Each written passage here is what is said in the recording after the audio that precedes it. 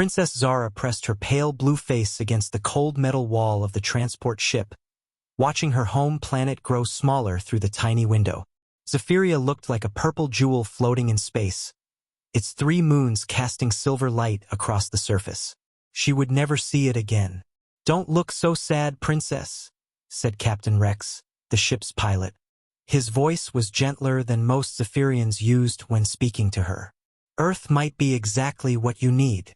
Zara touched the translator device behind her ear. Soon she would need to learn the human language called English. Everything would be different: the air, the gravity, the people. Most importantly, no one would know she was the weakest member of the most powerful royal family in 3 galaxies. The journey to Earth took 7 days. During that time, Zara read everything she could about humans. They were strange creatures, soft, short-lived, and completely without natural powers. They couldn't fly, couldn't shoot energy from their hands, and couldn't even lift objects twice their body weight.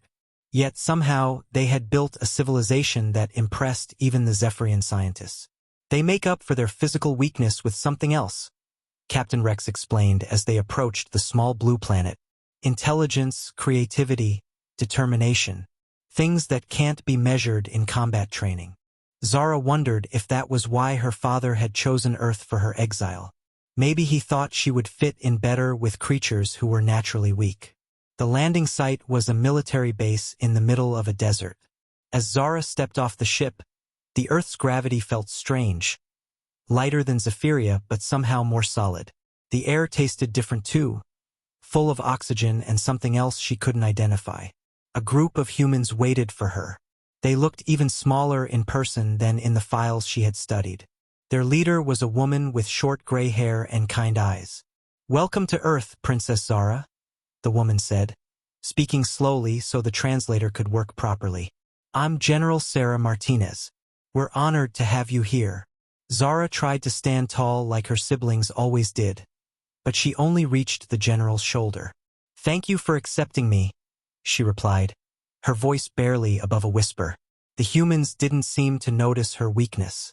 They smiled and shook her hand, a strange human custom, and led her to a vehicle they called a jeep. As they drove through the desert, General Martinez explained what would happen next.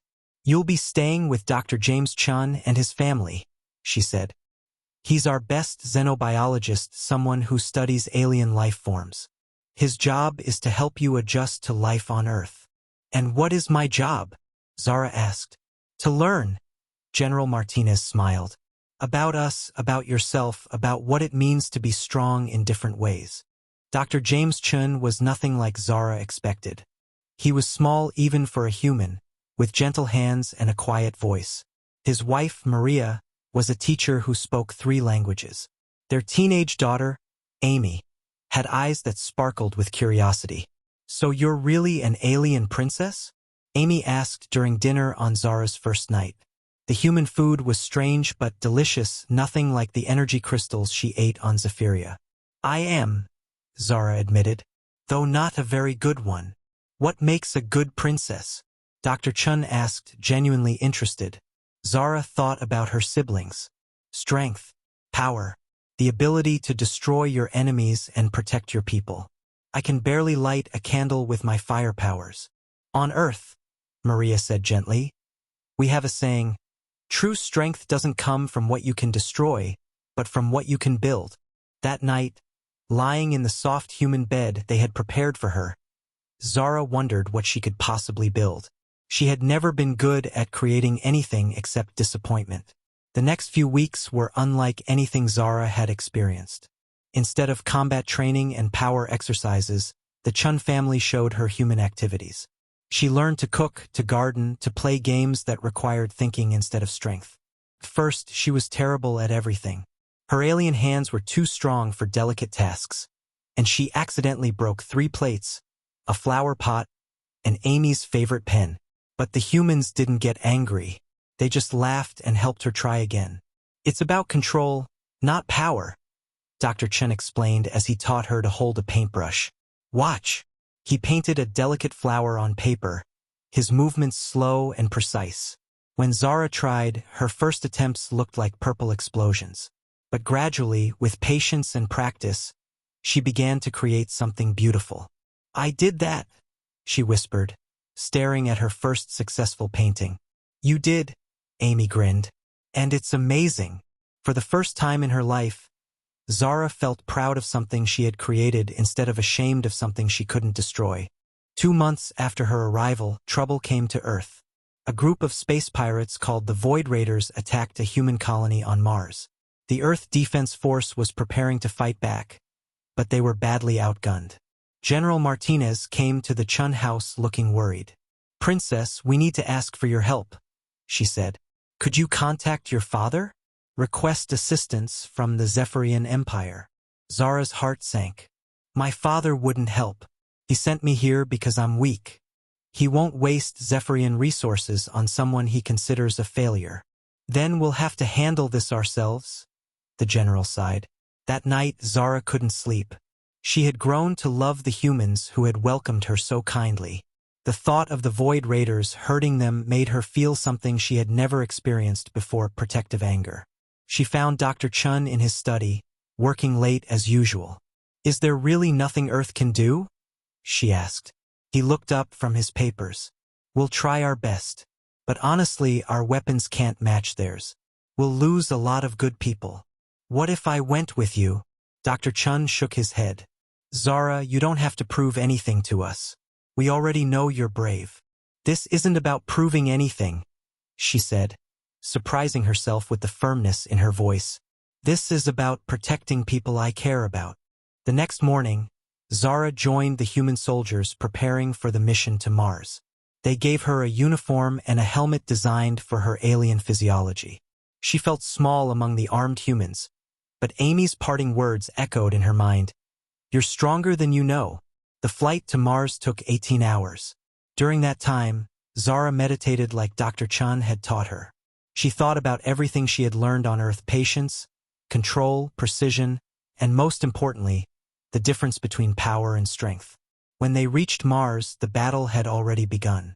The Void Raiders had massive ships with weapons that could destroy buildings with single shots. The human defenders were brave but clearly losing. "Princess, stay back," General Martinez ordered through the radio. "We can't risk you getting hurt." But as Zara watched human soldiers fall, something changed inside her. The protective anger she had felt before grew into something larger. A fierce determination to defend those who couldn't defend themselves. She closed her eyes and reached deep inside, not for the raw power that had always failed her, but for the control and precision she had learned on Earth. When she opened her eyes, they glowed with a new kind of energy. Zara flew out of the transport ship, moving faster than she ever had before. But this wasn't the clumsy, uncontrolled flight of her youth. Every movement was purposeful, precise, deadly. The first Void Raider ship that targeted her received a surprise. Instead of the wild energy blasts they expected from a Zephyrian, Zara's attack was surgical. She struck the ship's power core with pinpoint accuracy, disabling it without destroying it completely. The raiders inside survived but could no longer fight. "Impossible," General Martinez breathed over the radio. "How is she doing that?" Dr. Chen's voice crackled through the communicator from Earth. "She's not fighting like a Zephyrian warrior. She's fighting like a human, with strategy, precision, and mercy." More Void Raider ships turned to face this new threat. Their leader, a massive alien called Destructor Rex, laughed when he saw Zara. "The weak princess comes to play war?" he roared. "I will crush you like your pathetic father should have done." "My father taught me to destroy," Zara replied calmly, dodging his energy blast. "But humans taught me something better. They taught me to protect." The battle that followed was unlike anything the galaxy had ever seen. Zara moved through the Void Raider fleet like a dancer, each action flowing into the next. She didn't try to overpower her enemies. Instead, she outthought them. When 3 ships surrounded her, she used her precise control to redirect their own weapons back at each other. When Destructor Rex charged at her with brute force, she used his momentum against him, sending him crashing into an asteroid. The human soldiers watched in amazement as the alien princess they had known as gentle and quiet became a force of nature. But she never killed unnecessarily, never destroyed more than required, and always gave enemies the chance to surrender. "This is Admiral Knox of the Void Raider fleet," came a transmission after an hour of fighting. "We surrender. Repeat, we surrender to the Earth forces." The humans had won their first major space battle, not through superior firepower, but through the hybrid fighting style of an alien princess who had learned human values. News of the battle spread quickly through the galaxy. Within days, King Thorgan's flagship appeared in Earth's solar system. Zara felt her stomach twist as she watched her father's ship approach. He had come to take her home, probably to punish her for interfering in galactic politics. The meeting took place on the human space station orbiting Earth. King Thorgan emerged from his ship looking as imposing as ever, 3 meters tall, covered in armor, with eyes that could burn through steel. Behind him came Zara's siblings, Prince Zoran and Princess Zexa, both perfect specimens of Zephyrian power. "Daughter," King Thorgan's voice boomed, "you have caused quite a disturbance." Zara stood straight, no longer the cowering weakling who had left Zephyria. "I helped my friends, father, just as you taught me to protect those under my care. By using human tactics, by showing mercy to enemies, this is not the Zephyrian way." "Maybe the Zephyrian way isn't the only way," Zara replied. Her siblings gasped at her boldness. No one spoke to King Thorgan like that. But instead of anger, something unexpected flickered in the king's eyes.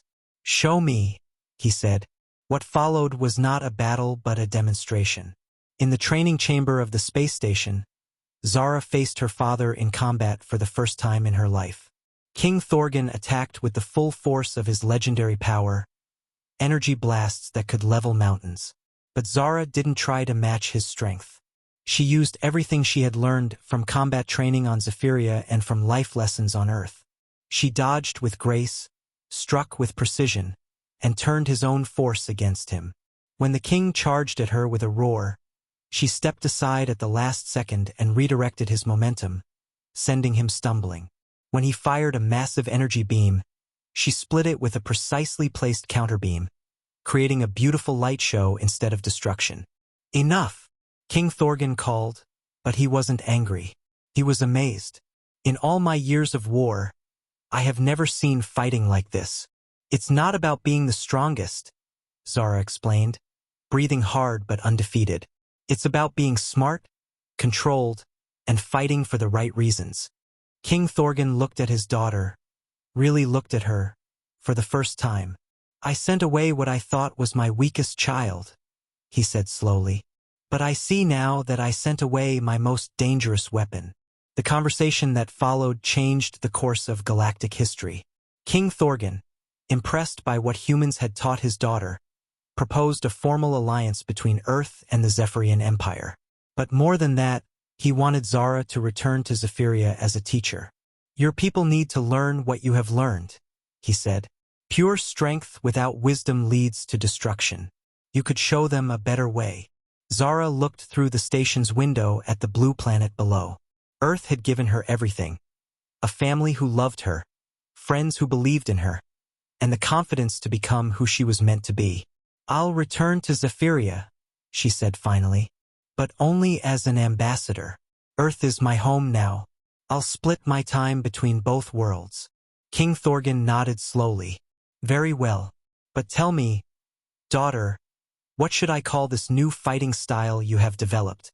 Zara smiled, thinking of Amy's words on her first night. "Call it the way of the heart, father, because the strongest warriors are those who fight not just with power, but with love." 6 months later, Princess Zara stood before the Royal Academy of Zephyria, teaching a class of young alien warriors. These students were different from the brutal fighters of the old system. They learned precision alongside power, strategy alongside strength, and mercy alongside might. "Remember," Zara told them as they practiced their forms, "a true warrior protects, not destroys. Anyone can break something. It takes real skill to fix what's broken." Among her students were her own siblings, Prince Zoran and Princess Zexa, who had initially resented her new status but gradually came to respect her wisdom. Even they had to admit that their little sister had found something they had never possessed: the power to inspire rather than intimidate. In the evenings, Zara would return to her private chambers and use the quantum communicator to speak with the Chen family on Earth. Amy was now in college, studying xenobiology like her father. Maria had written a book about cultural exchange. Dr. Chun had been appointed as Earth's first ambassador to Zephyria. "How are things going up there?" Amy would ask during their calls. "Slowly," Zara would laugh. "Changing an entire culture's idea of strength isn't easy. But every day, more people understand that the strongest person in the room isn't always the one who can hit the hardest." Years passed and the galaxy changed. The alliance between Earth and Zephyria led to a golden age of peace and prosperity. Other alien civilizations began to adopt the Terran-Zephyrian protocols, a combination of human wisdom and alien power that emphasized protection over destruction. Princess Zara became known throughout the galaxy as the warrior who wouldn't kill, the Princess of Peace, the bridge between worlds. Young beings from 100 different planets came to study under her, learning that true strength came not from what you could destroy, but from what you could build and protect. On her birthday each year, she would visit Earth, spending time with the Chin family who had given her everything. They would cook together, paint together, and remember the shy alien girl who had arrived with nothing but failure behind her. "Do you ever regret leaving Zephyria the first time?" Maria asked during one such visit. Zara smiled, watching Amy's children play in the garden, the first generation of humans to grow up knowing aliens as friends rather than enemies. "Never," she said. "My father thought he was sending away his weakest daughter, but he was really giving her the chance to become something new, something stronger than pure power could ever be."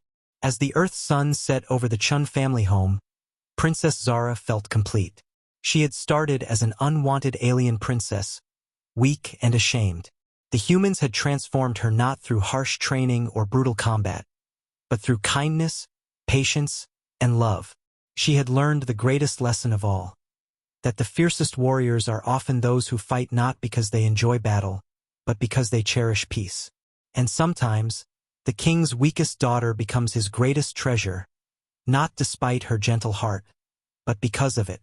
The galaxy was safer, kinder, and more beautiful because a disappointed father had given his failed daughter to a species that understood the true meaning of strength. In trying to solve his problem, King Thorgan had accidentally created the solution to everyone's problems: a warrior who fought with wisdom, a princess who led with love, and a teacher who showed the universe that sometimes the greatest power is knowing when not to use it. In the end, Princess Zara proved that strength comes in many forms, and sometimes the gentlest touch can move mountains that the mightiest force cannot budge. Her story spread across the stars, inspiring countless beings to look for strength not in their fists, but in their hearts.